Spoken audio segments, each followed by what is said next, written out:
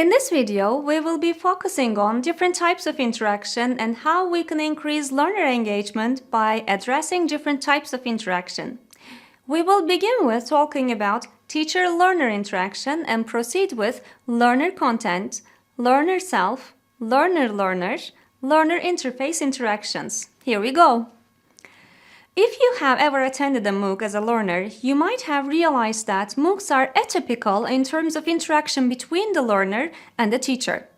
Because of the massive number of participants in a MOOC, it is almost impossible for any human teacher to interact with learners individually or intensively. Yet, there is also the reality that learners want to see a teacher, a professional whom they can trust, can consult, and can get support from. So how will these two conflicting realities coexist? Is it really possible to be present as a teacher in a MOOC? The truth is, when we design MOOCs, we design the courses in such a way that the presence of a teacher is felt. Yet, most of the interactions with the teacher are substituted with or compensated by other forms of interaction. One way to increase learner-teacher interaction in a MOOC is the language we use. Okay, we may not have a chance to be personally interacting with the learners, but this doesn't mean that we cannot build rapport. Whenever we produce a video for our learners, write a text-based content, we can still adopt a conversational tone that contributes to the presentation of the teacher as a human being and treats the learner as a part of communication. A warm welcome, maintaining eye contact in the videos. Asking learners questions to reflect on the topic are some ways to build such rapport. As for text-based input we present in MOOCs, we can apply a similar strategy. Adopt a conversational tone instead of an impersonal academic style. Prompt learners to think and reflect on the topic, and whatever the medium of presentation is, always provide clear instructions for the task activity to be completed, whether it is to watch a video, read an article, answer some questions, or write a reflection report. Shortly, we can say that every single content in the lesson should have a mirroring image of the teacher. The learner-teacher interaction can also be reinforced by announcements from the teacher, weekly updates which make the presence of a teacher felt. You may have noticed that teacher-learner interaction is closely linked with learner-content interaction in MOOCs.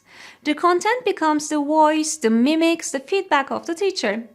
We can define learner-content interaction as the cognitive preoccupation of learners with the instructional content such as texts, videos, audio, images, any hands-on experience such as virtual labs and etc. The content presented in MOOCs, actually in many online learning platforms, should be self-sufficient to convey meaning. That is, the learners should be able to make meaning of the topic of study without external prompt. This means that while designing MOOCs, we should present the content in such a way that learners are engaged and immersed in the learning experience. To do this, we can present the content in different formats like text, video, and audio.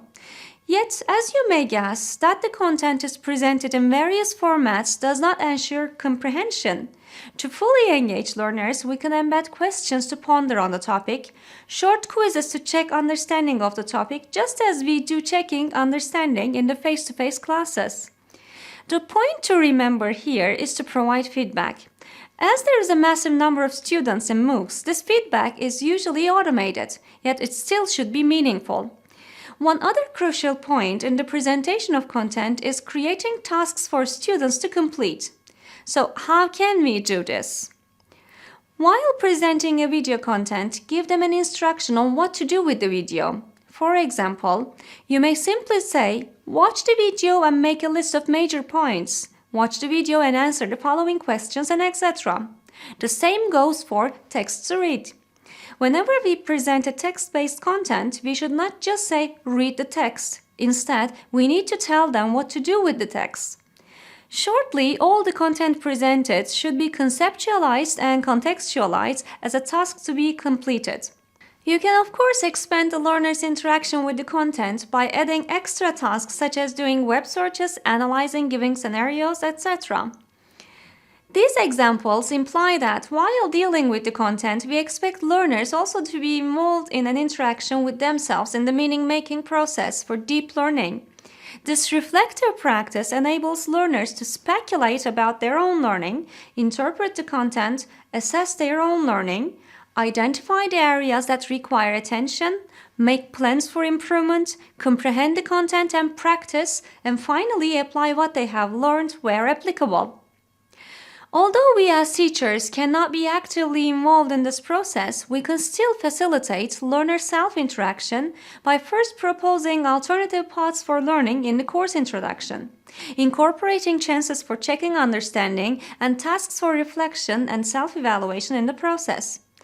Especially for self-evaluation, providing learners with rubrics or checklists to evaluate themselves is really helpful for meaning reflection since they present solid indicators of progress and performance. One other interaction we need to consider to engage learners, motivate them to learn, and involve them in the leap learning process is to facilitate learner-learner interaction. Although not all MOOC participants are willing to participate in online discussions, we need to present learners with chances for interaction with other learners in meaningful tasks. Facilitating learner-learner interaction not only helps learners feel a sense of community, but also helps them to discover multiple points of view, support each other in the learning process, and as a byproduct, reflect on their own practices by comparing their ideas, conceptualizations, or products with others. The typical activities to foster learner-learner interactions are forum discussions, peer evaluation activities. The last type of interaction we need to address is learner interface interaction.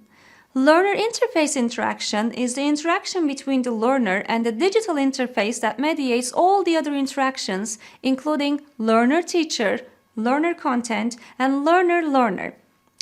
Although you may not always interfere with the overall design of the platform, the ease of use of the platform, the flexibility it provides, and the visual appeal all contribute to the engagement of the learners in the tasks. All in all, whenever we design a learning plan for a MOOC, we need to address multiple forms of interaction to maximize the support for learners' engagement, motivation, and deep learning.